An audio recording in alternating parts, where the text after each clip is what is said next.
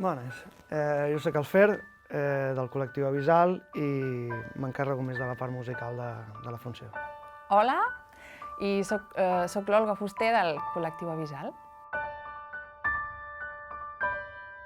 Doncs l'obra és una peça on hi ha diferents llenguatges, on hi ha text, però també la música té un paper important, també hi ha algú d'objectes, i que a partir d'un punt de partida, que és com explicar certes coses que no ens agraden del món en què vivim a les nostres criatures, als nostres fills, tot de reflexions que fem entorn a això. I tampoc no pretén alliçonar res, sinó que ens explica realitats que veiem per la tele, que escoltem per tot arreu, i ens posa una mica miralls. La idea sorgeix de la vida. Jo tinc 2 fills i que em fan preguntes. Una idea que ella tenia en el cap i que volia compartir amb més gent, i ens va anar trucant per veure si ens hi sumàvem, i ens coneixem de fa molts anys i evidentment sí. I m'he sorprès intentant contestar, m'he sorprès intentant evitar preguntes, m'he sorprès dissimulant quan diuen depèn de què a les notícies i apagant la tele. I ara que són més grans, perquè aquest procés ha sigut un procés de ben bé 3 anys, ara ja estem en una altra fase, no? Ja m'hi assento més i explico una mica més, però sorgeix de la vida, vaja. Ens coneixem d'haver fet formació en Educació per la Pau i d'haver treballat en temes de drets humans i d'immigració, etc.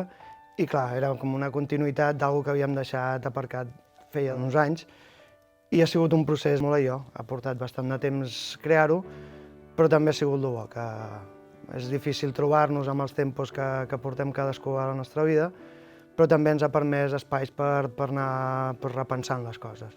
És a dir, no és un text que hem aixecat, sinó que ha sigut sí que hi ha un germen i una idea primogènia, però hem anat sumant els sabers, els talents de tots i el procés creatiu. Moltes coses s'han escrit treballant-hi.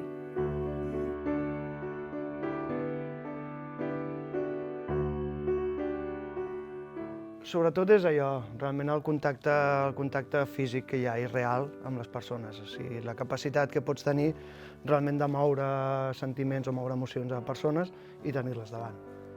Que no hi hagi un filtre televisiu, que no hi hagi un filtre d'una pantalla, no?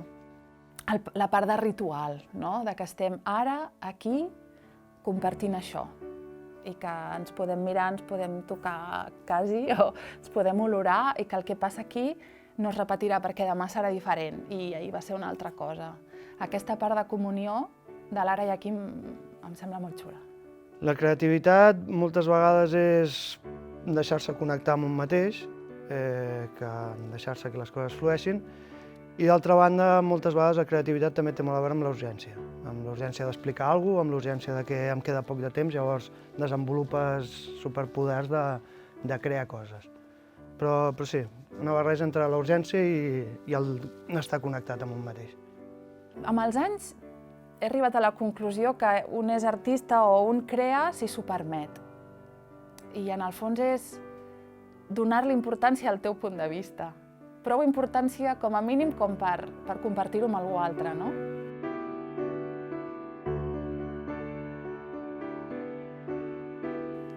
Avui en dia aquí la precarietat, perquè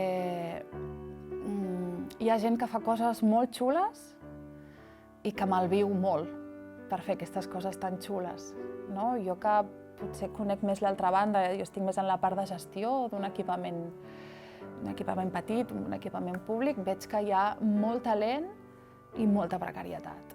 Té un punt molt maco que és l'amor a l'arte, diguem, el fer-ho des del cor, diguem, però bueno, hi ha coses que molts portem molts anys i que som molt professionals fent-ho i que dius, home, doncs molaria viure d'això.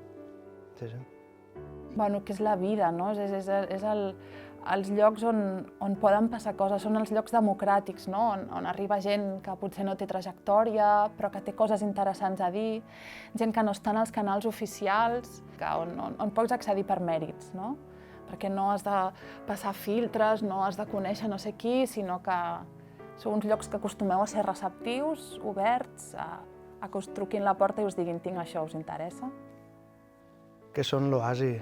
És un oasi dins d'aquest mur de ciment terrible que si no tens cert nom o si no has tret un disc en els últims 10 mesos ja no hi comptes, ja no tens res nou a explicar. Doncs espais que et permeten també tenir una proximitat tan bèstia i que puguis presentar coses que no estan dins del circuit general és la salvació.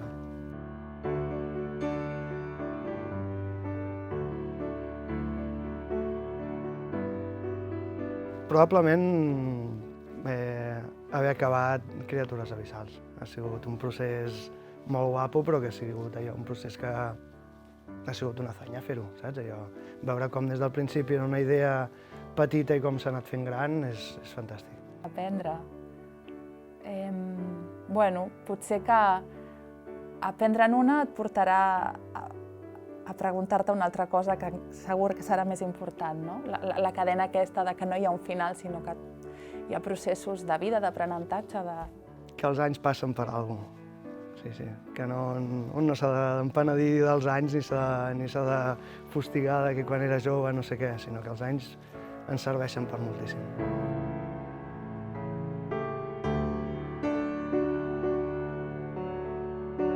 Un somni.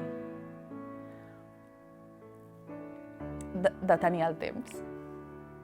Fer que, sabeu allò, pares el temps i tothom es para i tu pots seguir fent coses o pots rendibilitzar el temps perquè tothom ha parat i pots relaxar-te, parar, pots imaginar, pots parar el ritme aquest frenètic del món. Sempre havia sigut poder viure de la música o viure de l'art, però viure ja és un bon somni. Què espero de la vida? Que em sorprengui, que sigui intensa i que no sigui previsible. Amb algunes coses sí, que vull previsibilitat, vull dir, sí que vull que, no sé, la canalla, els meus fills creixin bé i tinguin una vida llarga i plena, però el que espero és que em sorprengui una miqueta. Viure-la acompanyat de gent meravellosa.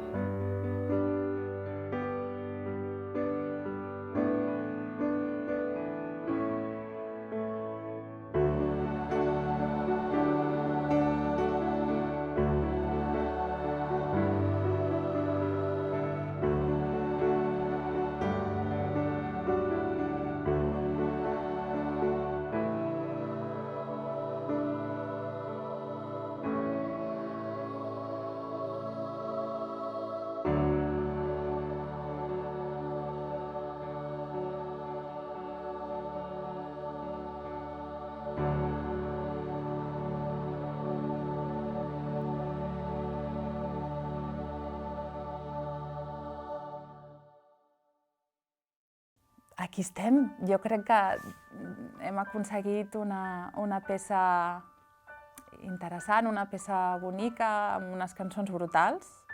Bé, us convidem encantats a una obra que us tocarà. Segur que tocarà cors i tocarà caps, amb la qual convidadíssims a venir. Veniu i ho veureu. Criatures Abissals, a la Badabadoc.